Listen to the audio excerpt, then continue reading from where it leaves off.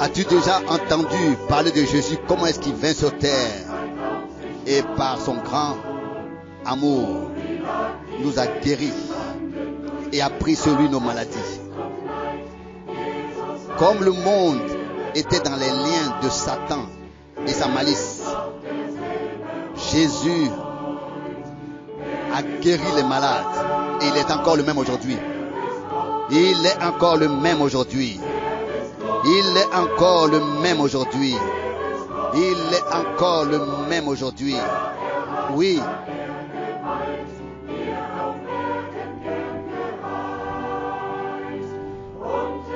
Il a guéri sur terre. Et il est encore aujourd'hui le même.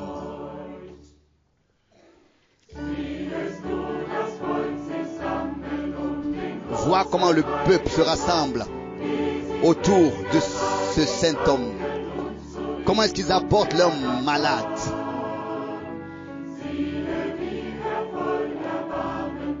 Et tous ceux qui vinrent à lui, qui étaient-ils? Vois comment il les regardait pleins de miséricorde dans leur détresse et leurs besoins. Il les a tous appelés à venir à lui. Et il les a guéris tous. Il est le même encore aujourd'hui. Il guérit de toutes les maladies. Oui. Alors qu'il était sur terre, il a aimé guérir. Et il est encore aujourd'hui le même.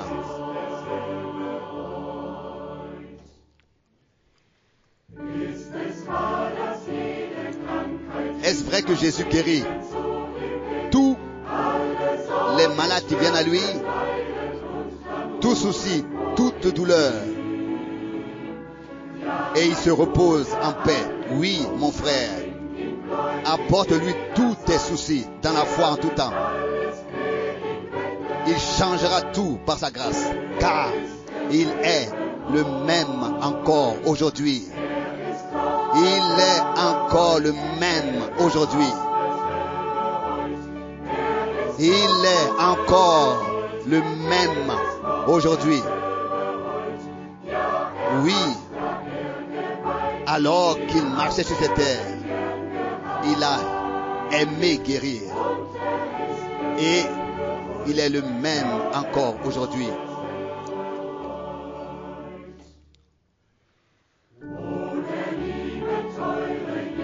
Oh, bien-aimé cher Jésus, ton amour est encore aujourd'hui comme il était autrefois pour toute l'humanité. Vous suivez l'appel de sa parole et venez à lui.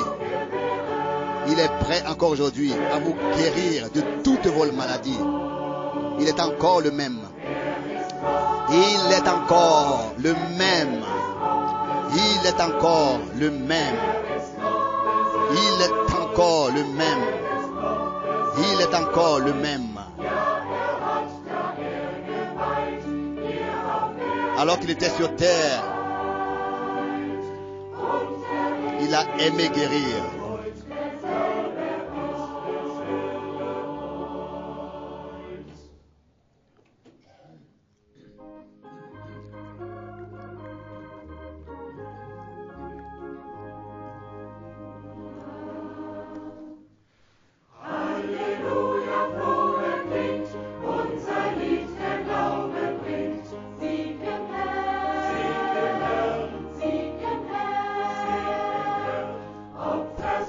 Alléluia, oui.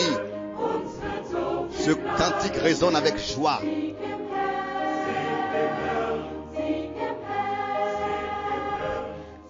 La foi le chante. Victoire dans le Seigneur, victoire dans le Seigneur.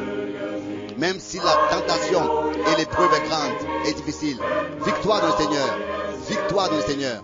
Alléluia, car la foi est la victoire. Alléluia. La foi est la victoire qui a triomphé de tout ce qui est dans le monde.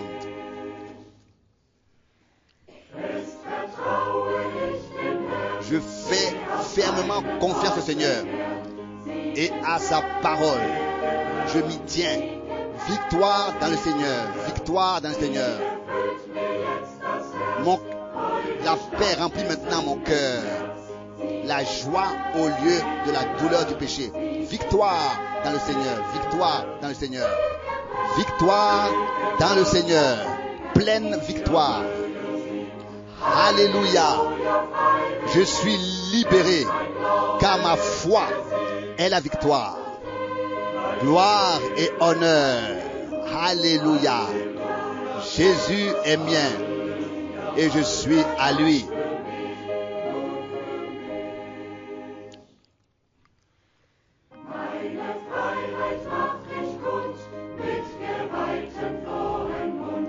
Je manifeste ma délivrance avec une bouche pleine de joie consacrée.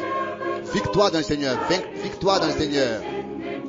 Même si l'ennemi me menace, je reste fidèle jusqu'à la mort. Victoire dans le Seigneur, victoire dans le Seigneur.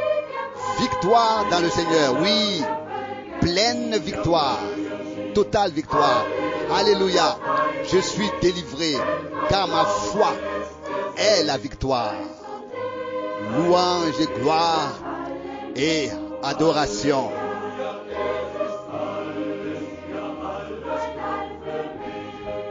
Jésus a tout accompli pour moi, oui pour moi.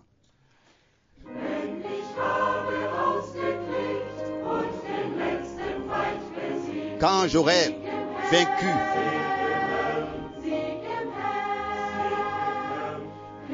et achevé la course et vaincu l'ennemi, victoire dans le Seigneur, victoire dans le Seigneur, retentira encore dans l'éternité ce cantique. Alléluia, dans la gloire, victoire dans le Seigneur.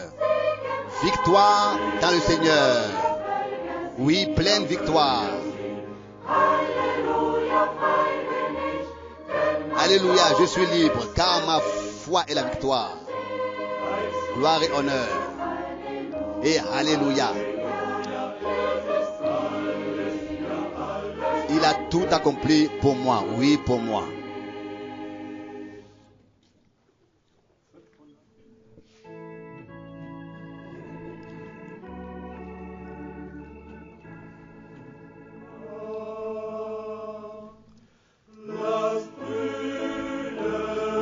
Frères, tenons-nous fidèles, car bientôt nous irons à la maison. Même si les tempêtes et les vents menacent, soufflent, bientôt nous allons à la maison. Encore un peu de temps, porter la croix, le servir. Alors la gloire resplendira pour nous. Frères, restons fidèles, car bientôt nous entrons à la maison.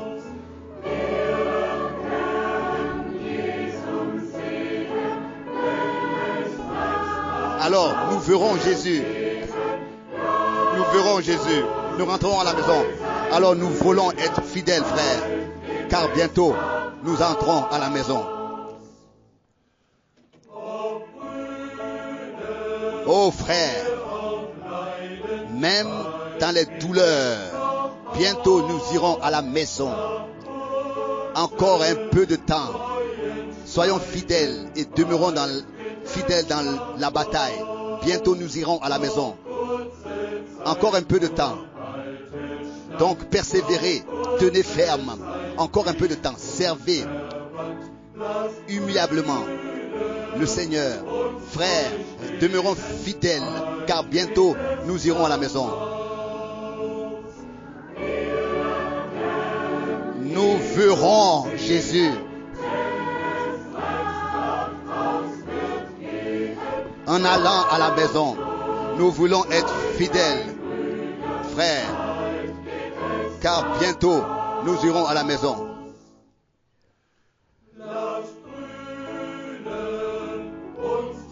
Frères, demeurons fermes et combattons fidèlement, car bientôt nous irons à la maison. N'étouffons pas l'esprit, bientôt nous entrons à la maison. Encore un peu de jour et de douleur dans le cœur. Et nous irons dans la joie éternelle. Soyons fidèles, car bientôt nous irons à la maison. Nous verrons Jésus.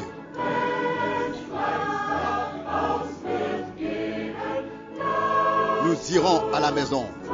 Alors, demeurons fermes et fidèles, car bientôt nous irons à la maison. Nous verrons Jésus.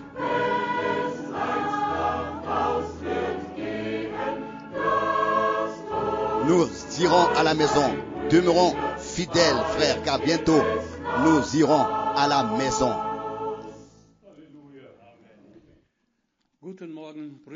Bonjour, frères et sœurs. Encore ce matin, nous vous souhaitons à tous la bienvenue dans le précieux nom de notre Seigneur Jésus-Christ. Et que le Seigneur puisse aujourd'hui nous bénir richement de la plénitude de sa grâce et aussi ce que nous attendons de lui, qu'il puisse aussi nous l'accorder selon notre foi ferme. Nous saluons tous, aussi tous ceux qui se sont connectés dans le monde entier, et nous souhaitons aussi là-bas que le Seigneur reçoive ce qui lui revient de plein droit, avec tous ceux qui écoutent sa parole, avec tous ceux qui croient sa parole, et avec tous ceux qui reçoivent sa parole, qui l'accueillent, qui la reçoivent, qui l'acceptent, qui les bénissent richement. Il faut que la parole soit aussi acceptée, reçue comme une nourriture qui est préparée pour notre être intérieur, qui est importante pour que nous demeurons dans la foi ferme, même si nous avons des faiblesses, il est là pour nouvellement nous relever, nous vivifier. Nous avons déjà comme chorale chanté des cantiques merveilleux. Vous l'avez entendu et je pense que je veux rapidement revenir là-dessus. Alléluia.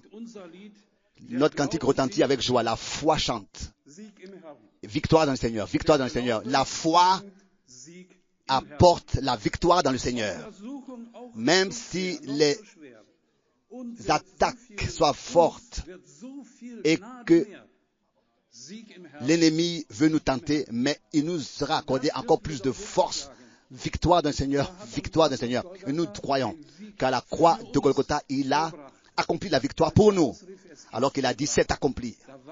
Et là, pour toi et pour moi, tout a été accompli, a été payé. Il n'y a plus rien qui reste, qui devrait encore être payé. Le premier cantique, as-tu entendu parler de Jésus? Comment est-ce qu'il vint sur terre? Par son grand amour, il a porté sur lui nos maladies. Et pas seulement alors qu'il était sur cette terre. Il a guéri les malades. Mais durant tous les différents âges et les siècles, tous ceux qui l'ont cru, ils ont vécu l'expérience de la guérison de leur maladie. Il est encore le même aujourd'hui. Il est encore le même aujourd'hui. Oui. Alors qu'il était sur terre, il a guéri et il est encore le même aujourd'hui. Nous avons ici la phrase « Jésus-Christ est le même hier, aujourd'hui et éternellement ». Hébreux 13, verset 8. Et je suis convaincu que tous nous sommes convaincus de ça et que nous croyons cela. Nous avons chanté dans le dernier cantique, « Frères, soyons fidèles, car bientôt nous irons à la maison ». Justement dans ce temps, c'est important que nous puissions rester attachés à la parole et que nous demeurons fidèles. Et même si les tempêtes soufflent autour de nous et que peut-être que les vents font tomber, mais nous ne restons pas allongés parce qu'il y a le Seigneur qui nous tend la main et qui nous relève. Alors nous verrons Jésus quand nous entrerons à la maison. Alors demeurons fidèles, car frères, bientôt nous irons à la maison. Oui, nous sommes ici, les frères sont interpellés, les sœurs sont pas sans être interpellées à aucun moment. Elles aussi, elles doivent être fidèles et demeurer dans la parole de Dieu. Et que le Seigneur puisse nous l'accorder à tous et le mettre dans notre cœur. Mais produire en nous le vouloir, quoi qu'il nous arrive, comme tempête, que nous puissions dire, oui, le vent souffle. Et parfois, il souffle très fort. mais j'ai le fondement sous mes pieds de la foi. Sous mes pieds de la foi. Et mes pieds ne suffisent pas, mais les pieds de la foi. Alors, ce fondement, si nous l'avons, même l'enfer peut se retourner contre nous. Tous les démons pourraient se jeter sur nous. Nous demeurons calmes et sereins. Et nous ne nous laissons pas sortir de notre repos. Car nous regardons à ce que le Seigneur a accompli pour nous. Et nous l'avons expérimenté. Et nous savons que la victoire qu'il a acquise et accomplie est aussi la mienne. Nous voulons ensemble chanter 2 cantiques.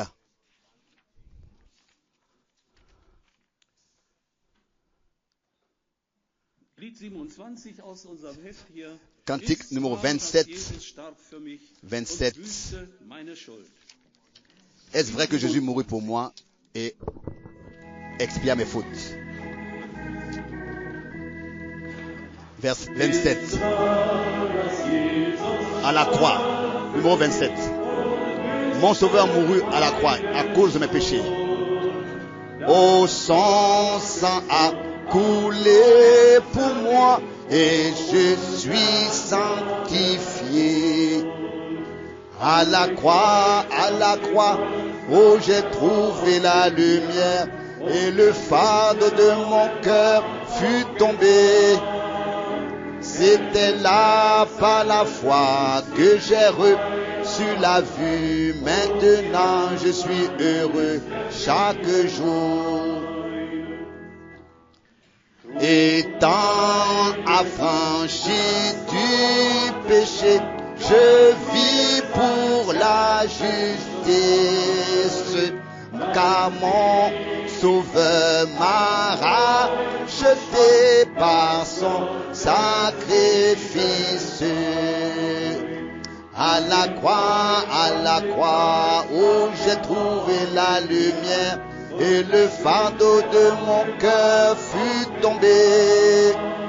C'était là par la foi que j'ai reçu la vue. Maintenant je suis heureux chaque jour. Je m'abandonne à mon Sauveur pour vivre dans son amour. En lui je suis plus que vainqueur, car il est mon secours. À la croix, où j'ai trouvé la lumière, et le fardeau de mon cœur fut tombé. C'était là par la foi que j'ai reçu la vue. Maintenant je suis heureux chaque jour. Croix où j'ai trouvé la lumière et le fardeau de mon cœur fut tombé. C'était là par la foi que j'ai reçu la vue. Maintenant je suis heureux chaque jour. Amen. Oui, c'est ainsi vraiment. À la croix, cela a été accompli. Quand le Seigneur a dit c'est accompli, c'était aussi accompli, ce fut accompli. Comme deuxième cantique, chantons le numéro 29. Numéro 29. Ô Sauveur, merveilleux mon roi et mon Seigneur. Le numéro 29. Sauveur adorable, ô Jésus, mon roi, mon Dieu plein d'amour, plein de grâce. En toi je me cache, rocher de ma foi, cherchant le secours de ta face. En toi je me cache, rocher de ma foi, dans un pays assoiffé, aride. En toi je me cache, ta grâce, ton amour rassasie mon âme rassasie mon âme avide. Sauveur adorable, ô Jésus, mon roi, tu ôtes mes fardeaux et mes chaînes. Ton esprit me soutient et il guide mes pas. Ta tendresse soulage ma peine.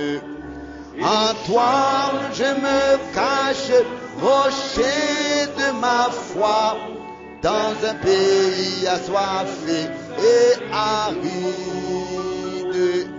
En toi je me cache, ta grâce, ton amour, rassasie mon âme avide. Rassasie mon âme avide. Remplis de ta bonté, ô vie de bonheur, qui déborde de tes richesses. Je chante alléluia, gloire au Seigneur, et loue mon Sauveur sans cesse. En toi je me cache, rocher de ma foi, dans un pays assoiffé et aride. En toi je me cache, ta grâce, ton amour, rassasie mon âme avide. Rassasie mon âme avide. Quand il reviendra, j'entendrai son appel et irai vers lui dans les nuages. Quel bonheur il y aura avec lui au ciel, regardant toujours son visage. En toi je me cache, rocher de ma foi, dans un pays assoiffé et aride. En toi je me cache, et ta grâce, ton amour, rassasie mon âme avide. Rassasie mon âme avide.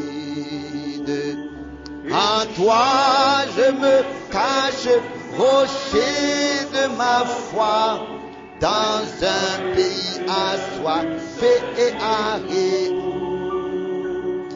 En toi je me cache, ta grâce, ton amour, rassasie mon âme avide.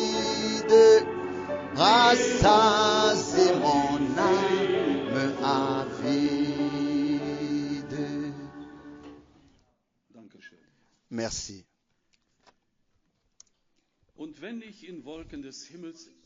Et quand je serai enlevé sur les nuées du ciel dans la gloire, à ce moment, nous attendons. Et nous attendons ce moment. Et nous sommes préparés aussi pour ce moment. Pour que quand le Seigneur reviendra, quand il reviendra sur les nuées, comme le témoignage est, lors de sa montée au ciel, il est dit qu'il reviendra tel qu'il est monté. Il reviendra pour prendre les siens auprès de lui. Et là, je veux être présent. Alors, je veux être présent. Que chacun le dise pour lui, je veux être présent. Car ça, c'est important. Ce n'est pas de l'égoïsme.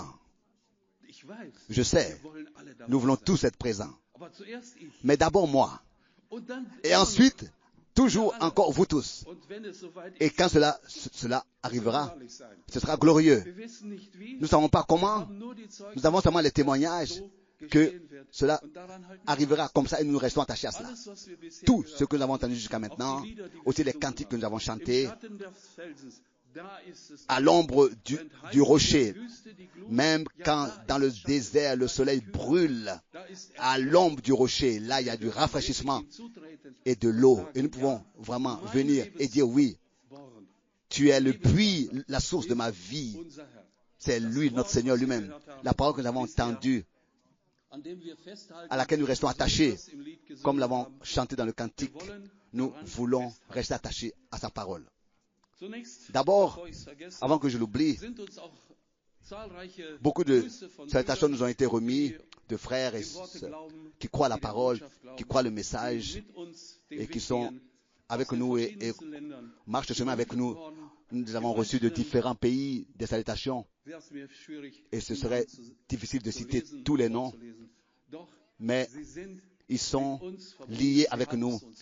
Ils nous ont fait savoir de différentes manières, de manière écrite ou bien en appelant. Et aussi là, que le Seigneur vraiment puisse bénir et leur accorder la force jusqu'à la fin de persévérer jusqu'à ce que le Seigneur revienne. Je voudrais lire le psaume 145. Le psaume 145.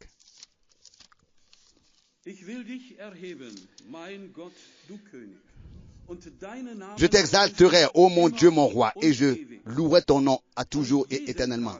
Chaque jour, je te louerai, et je célébrerai ton nom à toujours et éternellement. Psaume 145, maintenant le verset 3. Le Seigneur est grand et très digne de louange, et sa grandeur est insondable.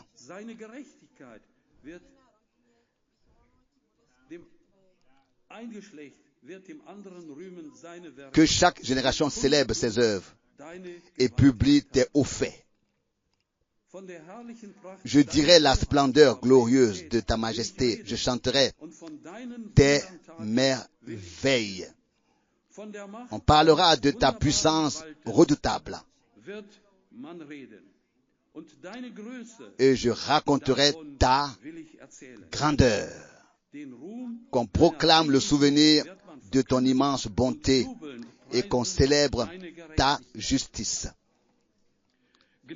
Le Seigneur est miséricordieux et compatissant, lent à la colère et plein de bonté. Le Seigneur est bon envers tous et ses compassions s'étendent sur toutes ses œuvres. Toutes tes œuvres te loueront, ô Seigneur, et tes fidèles te loueront. Ils diront la gloire de ton règne, et ils proclameront ta puissance, pour faire connaître aux fils de l'homme ta puissance, tes œuvres puissantes et la splendeur glorieuse de ton règne. Ton règne est un règne de toute l'éternité, pour toute l'éternité, et ta domination subsiste dans tous les âges, par tous les âges. Le Seigneur soutient tous ceux qui tombent. Il est fidèle dans tout ce qu'il fait et redresse tous ceux qui sont courbés. Les yeux de tous espèrent. Verset 15, encore aujourd'hui, parmi nous et partout où la confiance est mise sur le Seigneur, il redresse tous ceux qui sont courbés, soutient tous ceux qui tombent. Les yeux de tous espèrent en toi, s'attendent à toi, et tu leur donnes leur nourriture au temps convenable. Tu ouvres ta main et tu rassasies à souhait tout ce qui a vie avec bon plaisir. Le Seigneur est juste dans toutes ses voies et ses œuvres, et miséricordieux et plein d'amour dans toutes ses œuvres. Le Seigneur est près de tous ceux qui l'invoquent, avec fidélité ou bien alors sérieux, sincérité. Il accomplit les désirs de ceux qui le craignent. Il exauce leurs cris, il entend leurs cris et il les sauve. Le Seigneur garde tous ceux qui l'aiment et il détruit tous les impies. Que ma bouche publie la louange du Seigneur et que toute chair loue son saint nom à toujours et éternellement. Nous aussi, nous voulons maintenant le faire. Levons-nous pour le faire et ensemble, louer le Seigneur et lui remettre ce jour. Père Céleste, nous te disons merci pour ta grâce et ta fidélité. Nous te remercions pour ton amour précieux que tu as envers nous. Je te remercie de tout mon cœur, de ce que jusqu'à maintenant tu nous as conservés dans ta parole. Et tu nous aides, Seigneur. Tu nous fortifies, Seigneur, par ta parole. Tu relèves tous ceux qui sont tombés. Tu fais grâce là où il y a de la maladie, que tu puisses guérir, Seigneur. Je te remercie de tout mon cœur pour ta grâce et ta fidélité et te demande ta bénédiction pour nous ici qui nous sommes réunis et partout là où ta parole est écoutée. Aide, je te remercie pour toute ta fidélité et ta grâce dans ton précieux et saint nom de Jésus. Amen. Amen. Amen. Nous nous asseyons.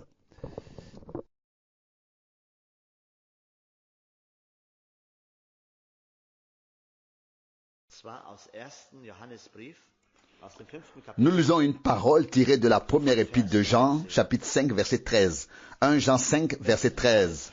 1 Jean, chapitre 5, du verset 13. Je vous ai écrit cela à vous qui croyez au nom du Fils de Dieu, afin que vous sachiez que vous avez la vie éternelle. Verset 14. Et voici l'assurance joyeuse que nous avons devant lui. Si nous demandons quelque chose selon sa volonté, il nous exauce. Verset 15. Et si nous savons qu'il nous exauce, quoi que ce soit que nous demandions, nous savons que nous possédons déjà ce que nous lui avons demandé. Verset 16.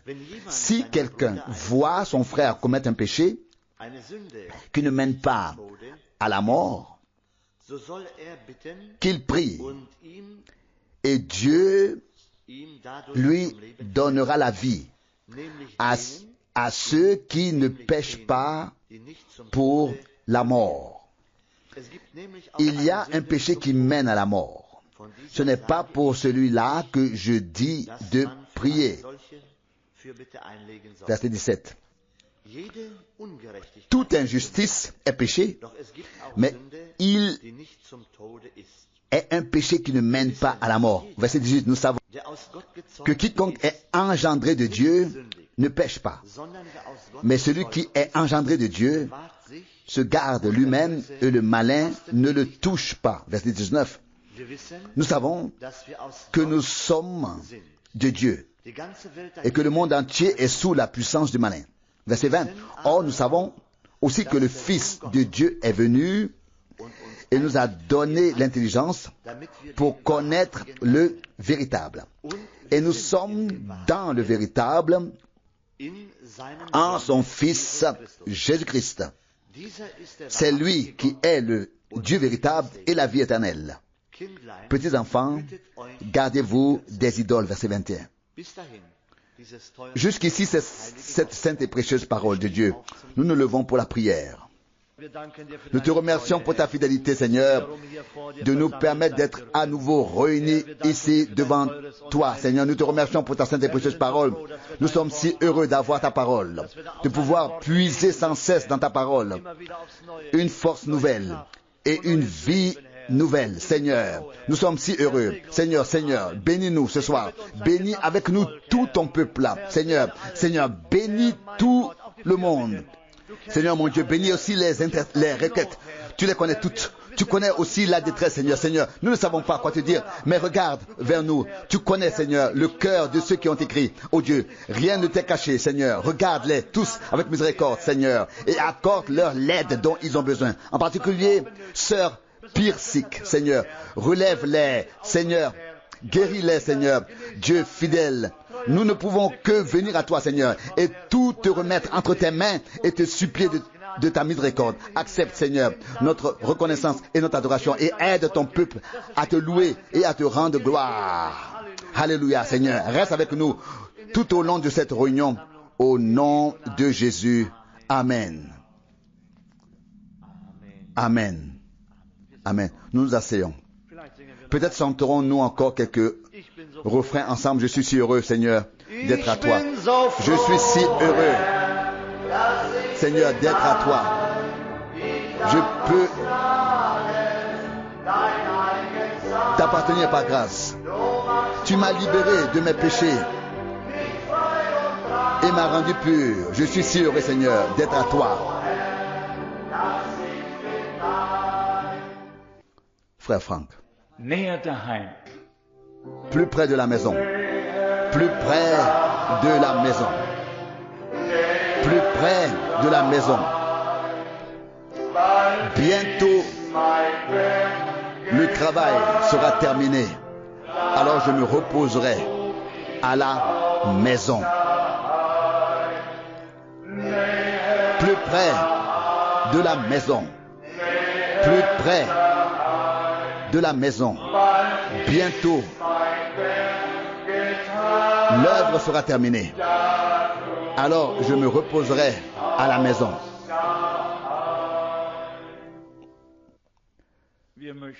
Nous souhaitons également la bienvenue à tous ce soir.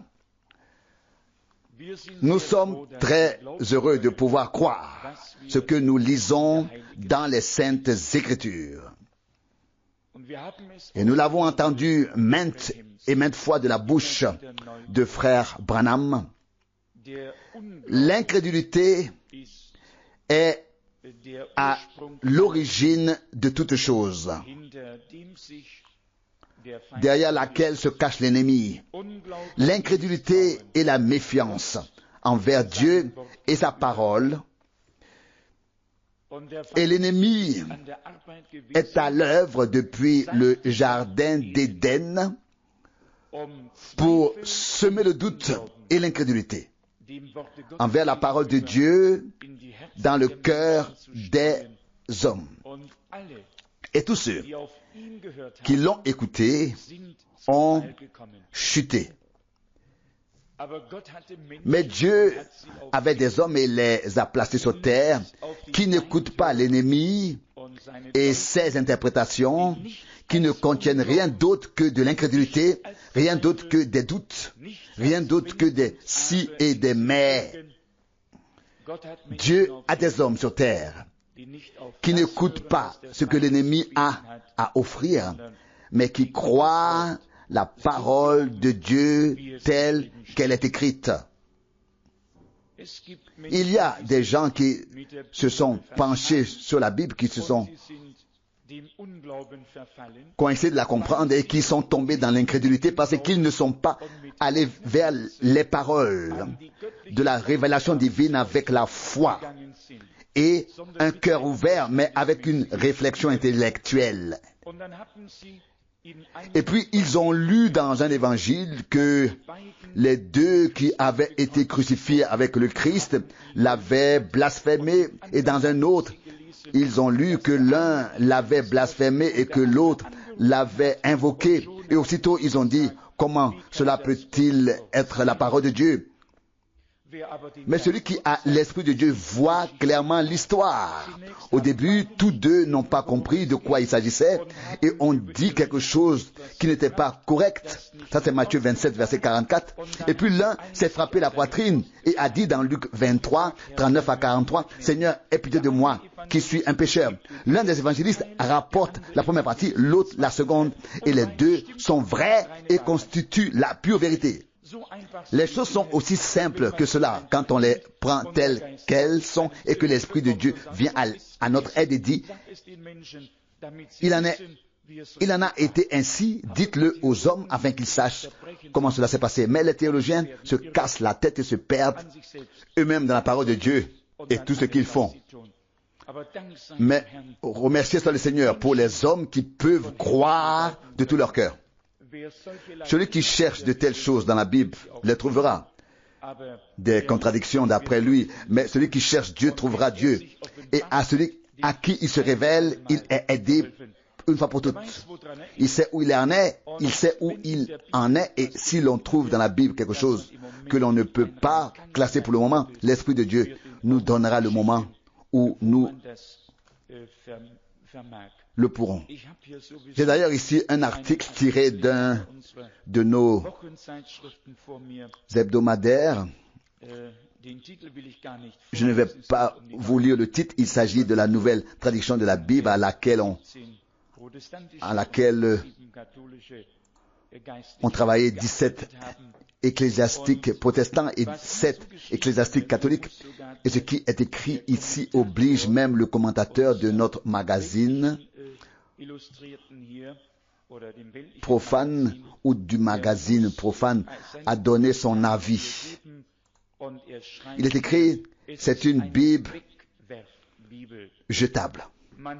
On a donc tout changé et dénaturé jusqu'à le rendre méconnaissable. On peut lire ici, alors que Luther avait traduit dans le récit de la création de l'Ancien Testament, l'Esprit de Dieu planait au-dessus des eaux. On lit désormais simplement, des tempêtes faisaient rage sur les eaux. Quelqu'un peut-il imaginer cela?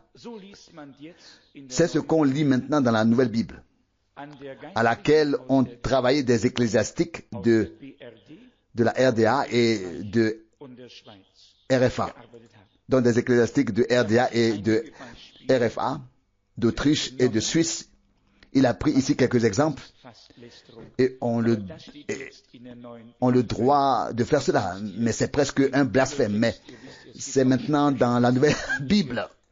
Il a dit ici à propos d'un texte public, vous savez, il y a aussi des proverbes de certaines choses dans la Bible qui sont adaptées à la vie terrestre et certaines choses ont également été transmises comme des sagesses pour la vie terrestre. Mais ici, il est dit, peut-être devrais-je aussi lire le texte de la Bible, qu'importe, c'est écrit dans le Proverbe 31, versets 6 et 7. Proverbe 31, 6 et 7. Donnez des boissons enivrantes à ceux qui sont désespérés et du vin à ceux dont le cœur est affligé. Verset 7. Qu'ils boivent pour oublier leur pauvreté et ne plus penser à leur misère. Maintenant, voici le nouveau texte. La bière et le vin sont bons pour celui qui est à bout, qu'il s'enivre et oublie son chagrin. Pouvez-vous imaginer cela? Oui. C'est ce qui est écrit dans la nouvelle traduction de la Bible. Pouvez-vous imaginer cela? Et ce sont des théologiens des deux confessions. Je n'ai donc pas été surpris lorsque l'homme en Inde m'a demandé de lui accorder une interview. Il m'a dit, pouvez-vous m'expliquer comment il se fait que nous apprenions que notamment en Amérique et en Angleterre, en Europe et ailleurs, les communautés religieuses sont vides et mises en vente. Quiconque traverse aujourd'hui l'Angleterre ou l'Amérique voit sur de nombreuses communautés religieuses le panneau for sale, qui signifie à vendre. Je ne l'aurais pas cru moi-même. Et je peux vous amener dans des villes où des communautés religieuses ont été transformées en bars. Je ne voulais pas utiliser le mot bar de nuit. Et cet homme là-bas à Madras m'a demandé, pouvez-vous me répondre, pouvez-vous m'expliquer pourquoi ou si c'est vrai et pourquoi il en est ainsi. Encore un passage, c'est de toute façon un blasphème, ce qu'on a fait avec ces paroles saintes et précieuses. Voici ce que dit ce commentaire. On retrouve donc tout à fait dans le sens de Luther, dans la bonne nouvelle, non de la traduction, où au lieu des vierges folles, il s'agit donc de la traduction de Luther, nous arrivons maintenant à Matthieu 25, au lieu de vierges folles, on lit désormais fille irréfléchie. Ainsi, ceux qui lisent Matthieu 25 dans la Nouvelle Bible ne trouvent pas le mot ou l'expression vierge folle, mais fille irréfléchie. C'est donc une véritable catastrophe. Le degré d'apostasie, d'impiété est dépassé. C'est plein. Il ne reste plus qu'à la colère de Dieu de se déverser sur toute l'injustice des hommes, aveuglés par leur orgueil. Ceux qui lisent l'histoire de la naissance de Jésus ne lisent plus une vierge est tombée enceinte, mais seulement une jeune femme est tombée enceinte. C'est tout simplement catastrophique. On ne peut même pas imaginer l'étendue de cet oubli sans limite dans lequel les hommes sont tombés. Et la foi n'a pas été détruite par le communisme, ni par le socialisme, ni par aucun autre isme. La foi a été détruite depuis la chair par ceux qui ont manipulé la parole de Dieu. C'est eux qui ont détruit la foi chez les croyants et qui s'étonneraient que les vrais croyants, et c'est ce que nous espérons et attendons, que par la grâce de Dieu, ouvre maintenant les yeux, même les derniers. Et j'ai lu un autre rapport dans lequel un pasteur écrit depuis qu'il a compris ce qu'est l'œcuménisme. Il a déclaré son départ et a ensuite écrit Apocalypse 18, verset 4, ainsi que les passages bibliques appropriés. Il a exprimé son désir de rester fidèle aux vœux qu'il avait faits lors de son ordination et de proclamer l'évangile en accord avec ce qui s'était passé lors de la Réformation. Et il ajoutait que cela impliquait également que le pape était l'Antichrist. Et déjà, tout était bouleversé, mais j'étais heureux d'entendre qu'il y a des gens qui comprennent à la dernière minute, mon peuple, sors de là, sépare-toi, ne touche pas à ce qui est impur, afin que tu ne participes point à ces fléaux. Apocalypse 18, verset 4, la mesure de l'anarchie, de l'impiété, de l'arrogance et de tout ce qu'on pourrait trouver d'autre en titre et en parole est dépassé. C'est plein et ça déborde. Mais d'un autre côté, nous savons que le Seigneur s'efforce d'accorder sa grâce aux siens et que nous atteignons le point culminant où se trouvait l'Église du Nouveau Testament lorsqu'elle a commencé. Que je doive encore vous lire ici, car Brême, on sert de la bière et des saucisses pour le repas du Seigneur. Cela ne peut plus être vrai. Ce sont simplement des choses qui ne sont plus. Oui, on ose à peine les prononcer, car on sent que la colère de Dieu pourrait éclater, qu'il pourrait descendre et mettre fin à toutes ces choses qui sont encore aujourd'hui discutées dans tous les sens. Que dire à cela? Oublions les choses dont Dieu s'occupera lui-même en temps voulu, dont il se chargera. Notre tâche est de proclamer le plein salut en Jésus-Christ et de remercier Dieu pour le don de la foi, le remercier pour le don de sa parole et de sa grâce qui nous permettent de nous réjouir sans cesse en tant qu'êtres humains qui ont reçu la grâce de Dieu d'entendre et de croire ce que Dieu fait actuellement. On n'a pas seulement dit Dieu est mort, mais ils disent cela et se moquent encore de lui et de sa parole. Imaginez que quelqu'un lise maintenant dans la Nouvelle Bible, les tempêtes faisaient rage sur les eaux. Qu'est-ce que cela a à voir avec Dieu qui a dit que la lumière soit? Et cela ne figure plus dans la Nouvelle Bible. Selon eux, Dieu a seulement dit qu'il fasse clair. Il est tout simplement impensable qu'un enfant de Dieu puisse lire une telle Bible.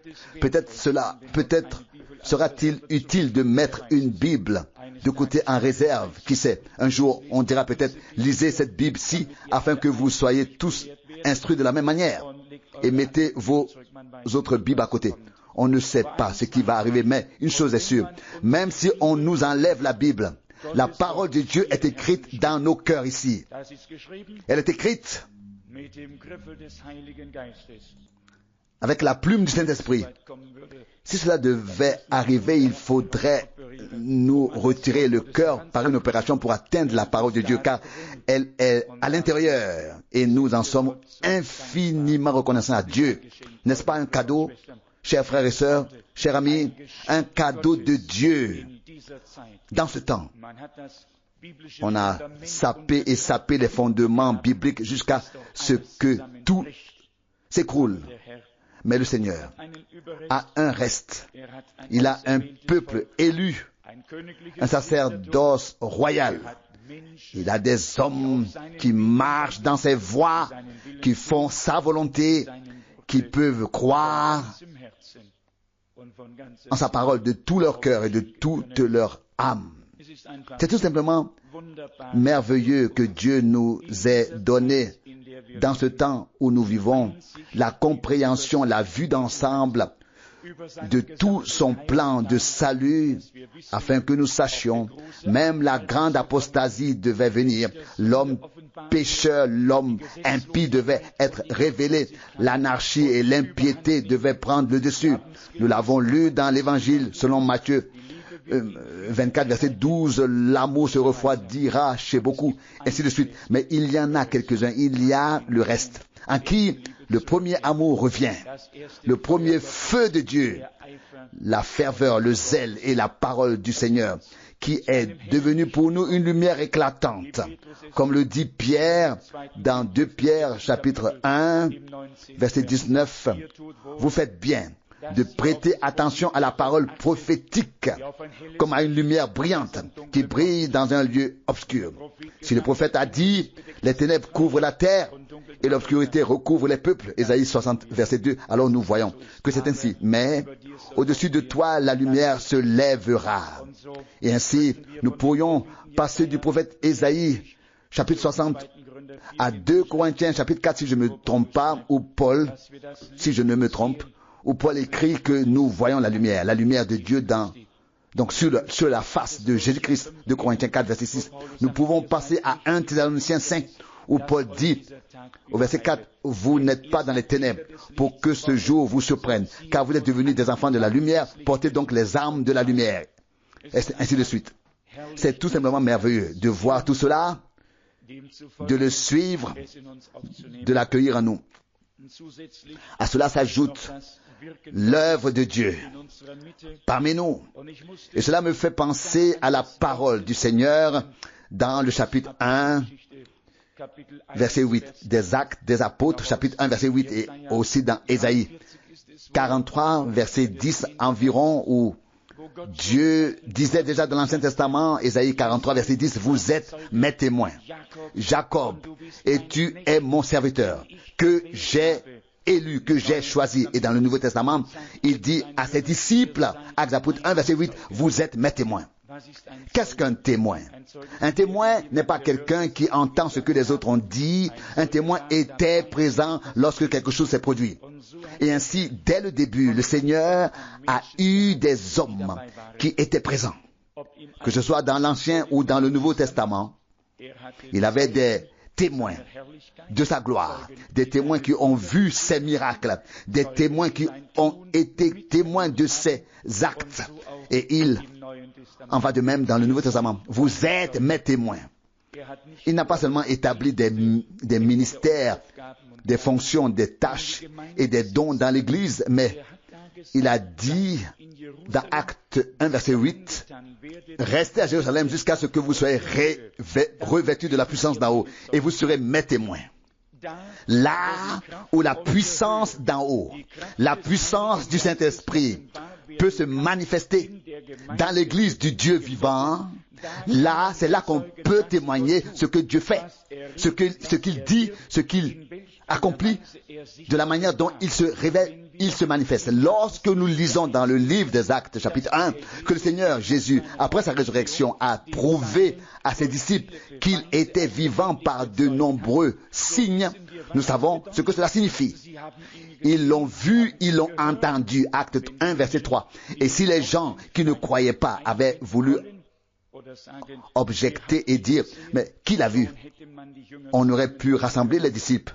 Et Paul écrit dans 1 Corinthiens 15 que le Seigneur Jésus s'est révélé à plus de 500 frères à la fois. 1 Corinthiens 15, verset 6. Mais il avait dit auparavant, avant de mourir, « Je suis encore avec vous pour un peu de temps. Et le monde ne me voit plus, mais vous me verrez. » Jean 14, verset 18. Jésus-Christ est le même hier, aujourd'hui et éternellement. Hébreux 13, verset 8. Mais vous, c'est-à-dire les siens, ses disciples, qui ont reçu sa puissance, la puissance de la résurrection, la puissance du Saint-Esprit, qui sont témoins de l'œuvre de Dieu. Ce sont ceux-là qui sont ses témoins. Et nous arrivons à 1 Jean, chapitre 1. Nous avons déjà entendu ici cette parole tirée de l'épître de Jean, 1 Jean 1, dit clairement, ce qui était dès le commencement, ce que nous avons entendu, ce que nous avons vu de nos yeux, ce que nous avons contemplé et que nos mains ont touché concernant la parole de la vie. Et verset 2. Et la vie a été manifestée et nous l'avons vue et nous rendons témoignage et nous vous annonçons la vie éternelle qui était auprès du Père et qui nous a été manifestée. Ces paroles correspondent exactement à ce qui a été lu dans l'introduction du chapitre 5. Car là aussi, il est question de la vérité, il est question du véritable et de la vie éternelle. 1 Jean 5, verset 20. La vie éternelle était auprès du Père et elle nous a été révélée. Et ici, au chapitre 5, 1 Jean 5, nous avons lu au verset 20. Mais nous savons que le Fils de Dieu est venu et qui nous a donné l'intelligence pour connaître celui qui est le véritable. Et nous sommes dans le véritable, dans son Fils Jésus-Christ. Lui est le Dieu véritable et la vie éternelle. Nous sommes tellement reconnaissants au Seigneur que Dieu ait eu dès le commencement des hommes qui étaient présents quand il parlait, qui étaient présents quand il accomplissait ses miracles, qui étaient présents quand il donnait ses instructions. Il avait des hommes sur lesquels il pouvait compter, des hommes qui croyaient en lui. Même s'ils avaient des faiblesses, ils criaient du fond de leur cœur et de leur âme au Dieu vivant afin qu'il ait pitié d'eux et qu'il les aide. Mais dans leur cœur, ils ont toujours cru et Dieu les a aidés encore et encore et s'est révélé à eux comme le vivant, comme le présent, comme celui qui est fidèle et qui le sera jusqu'à ce que nous passions de la foi à la vue. Vous serez mes témoins. Cela m'a particulièrement frappé ces derniers jours, justement dans le contexte où le Seigneur Jésus a établi différents ministères dans l'Église. Mais à quoi cela sert-il que quelqu'un soit évangéliste s'il ne peut pas témoigner ce que le Dieu vivant a fait, s'il ne fait que donner une prédication évangélique basée sur des oui-dire ou sur ses propres capacités? À quoi cela sert-il? Ou si quelqu'un d'autre remplit d'autres fonctions dans l'Église? Si l'on n'écoute pas et ne connaît pas des personnes qui sont devenues témoins de la grâce et de la puissance merveilleuse de Dieu, des personnes qui peuvent dire « J'étais là, présent quand le Seigneur a parlé, j'étais présent quand il a agi, j'étais présent quand ceci et cela s'est produit ». C'est ce que Dieu veut faire de nous. Et on ne peut trouver de telles personnes que là où la puissance du Saint-Esprit est à l'œuvre, comme elle l'est depuis le début dans l'Église, depuis la Pentecôte. Nous savons que de grandes choses se sont produites au commencement Et nous l'avons déjà dit ici, chaque chapitre du Nouveau Testament a une conclusion. Paul se présente, moi, serviteur et apôtre de Jésus-Christ. Et lorsqu'il termine ses épîtres, il écrit « Saluez tous », que ce soit à Rome ou dans d'autres assemblées. Mais les actes des apôtres n'ont pas de fin, n'ont pas de conclusion. Ils ne présentent pas un homme qui serait apôtre dans les premiers versets, mais il s'agit du récit de ce que Jésus-Christ a enseigné et a fait depuis le commencement. Et ce qu'il a enseigné et a fait depuis le commencement, il l'enseigne et le fait jusqu'à la fin. Et nous sommes maintenant à la fin et nous voulons entendre maintenant ce qu'il enseigne, nous voulons voir ce qu'il fait. En tant que son peuple, nous y avons droit et il a donné des ordres à ses apôtres à l'époque, il les donne aujourd'hui. Après ses souffrances, il a fait pour les siens, il a fait pour les siens, il fait de même aujourd'hui. Il s'est manifesté vivant à eux par de nombreuses preuves. Et je crois que nous pouvons dire la même chose aujourd'hui. Il s'est révélé à nous comme le vivant, comme le présent, par de nombreuses preuves que nous avons tous vécues et dont nous savons que seul Dieu, par sa grâce, a pu accomplir tout ça. Verset 8, mais vous recevrez une puissance, le Saint-Esprit sur vous, et vous serez mes témoins à Jérusalem, dans toute la Judée, dans la Samarie et jusqu'aux extrémités de la terre. Oh, que le Seigneur puisse réussir à nous remplir encore davantage de la puissance de son Saint-Esprit, que davantage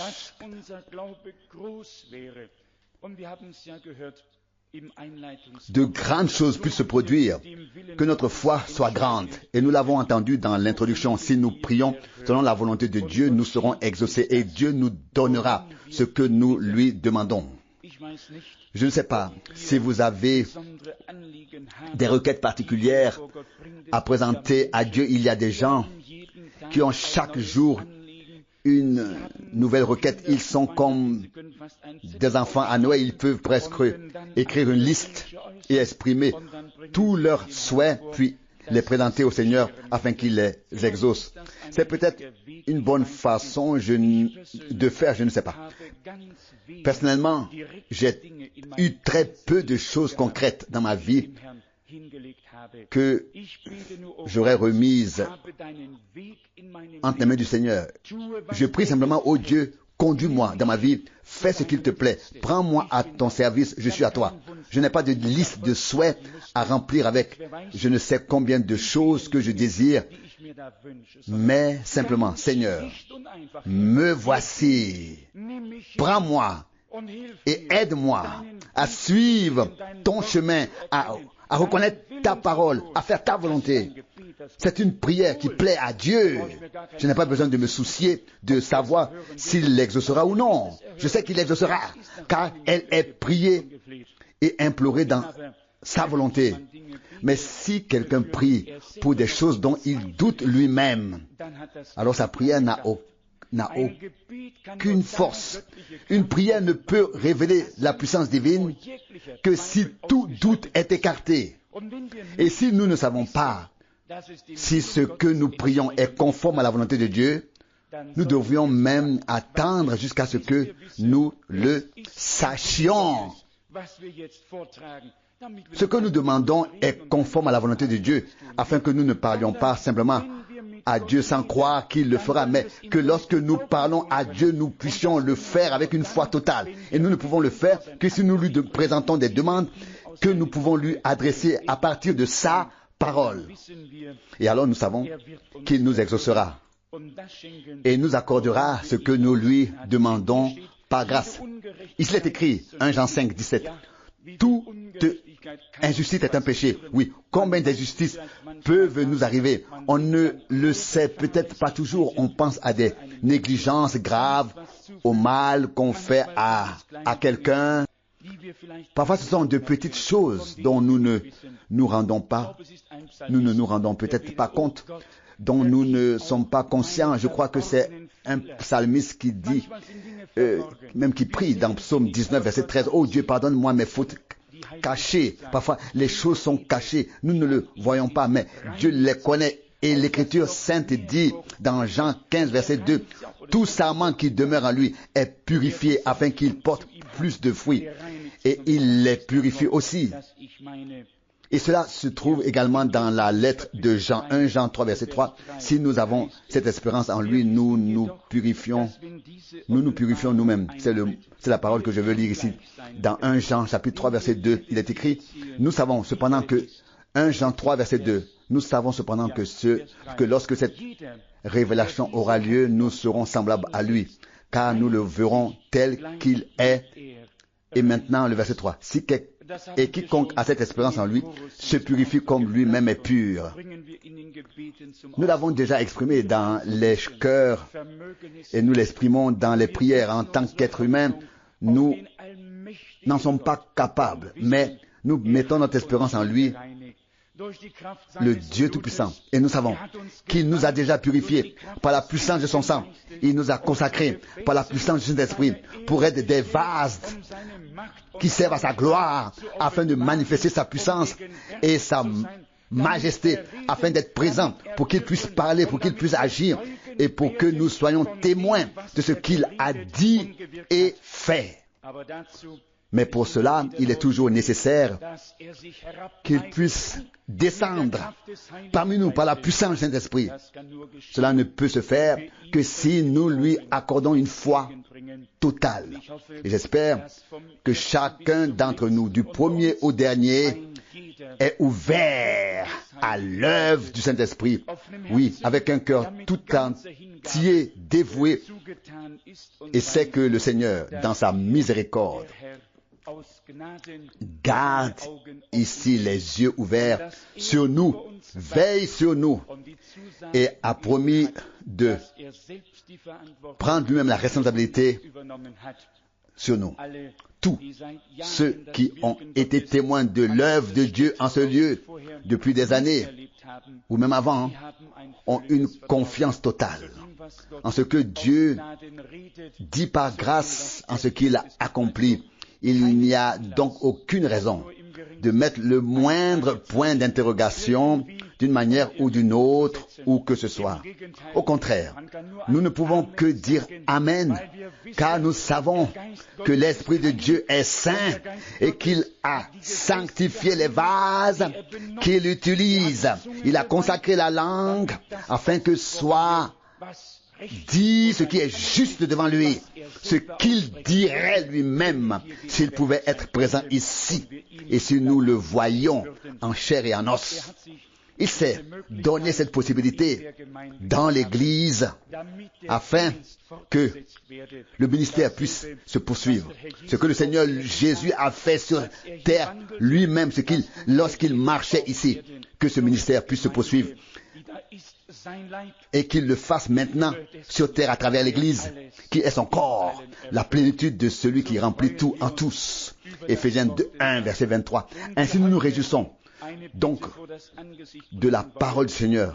Et si nous voulons aujourd'hui présenter une requête qui est selon sa volonté, nous pouvons dire, Seigneur, remplis-nous du Saint-Esprit, de ton Saint-Esprit, accomplis ta promesse, afin que nous tous, chacun, personnellement, puissions devenir témoins de la puissance surnaturelle de Dieu, afin que chacun puisse expérimenter Jésus-Christ dans la puissance de la résurrection, afin que l'on ne puisse pas seulement dire, oui, il était parmi nous, mais que chacun puisse dire, il s'est révélé à moi. Nous chantons dans un cantique, tu t'es révélé à moi, pas seulement parmi nous, tu t'es révélé à moi, ô Seigneur, dans ta grande miséricorde. Et cela s'est produit ici par grâce. Nous avons également entendu que tous, chacun individuellement, sont inclus dans cette alliance avec Dieu. Et que chacun est interpellé, que chacun est saisi par l'action du Saint-Esprit. Et nous sommes très très tristes lorsque tout le monde n'est pas saisi par l'action de Dieu. Il n'y a rien de plus triste dans l'Église de Jésus-Christ que de voir quelqu'un laisser passer l'œuvre de Dieu sans monter dans le bateau, sans toucher le Seigneur, sans toucher le bord de son vêtement et dire, Seigneur, tu vas et viens ici, je le sens, il faut pouvoir le dire avec foi.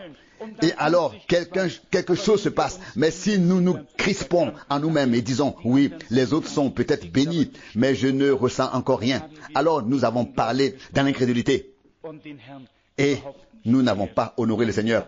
Mais lorsque nous remarquons que l'Esprit de Dieu descend, alors nous disons, Seigneur, maintenant je m'étire, je m'ouvre, je veux te toucher dans la foi, car maintenant tu passes parmi nous, par nos rangs, maintenant tu passes près de moi, et maintenant je te touche, et déjà quelque chose se passe. Et déjà quelque chose s'est passé. Mais si nous repoussons cela au loin et disons, oui, peut-être es-tu maintenant devant Seigneur, et pas ici, derrière. Qu'est-ce que cela signifie? Vous devez penser avec foi et vous devez penser de manière pratique afin que la foi puisse agir. Car Jésus-Christ est le même, en même temps ici, devant et dans chaque rang, avec chacun d'entre vous. Il n'est pas lié au temps ni à l'espace. Quand il marche ici parmi nous, il s'adresse à chacun et chacun peut le toucher et le ressentir et le vivre. Alors nous serons tous témoins de sa grâce merveilleuse et de sa puissance glorieuse qui peuvent se manifester à nous. Mais vous recevrez une puissance lorsque le Saint-Esprit viendra sur vous.